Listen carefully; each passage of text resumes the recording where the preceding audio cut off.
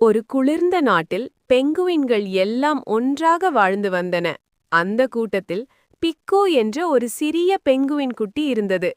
பிக்கு என்ன செய்தாலும் மற்ற பெங்குவின்களுக்கு பிடிக்காது. பெங்குவின்கள் வாழும் பகுதியில் ஒரு பெரிய பனிமலை இருந்தது. பிக்குவுக்கு அந்த பனிமலை வேலை போக வேண்டும் என்று ரொம்ப ஆசை.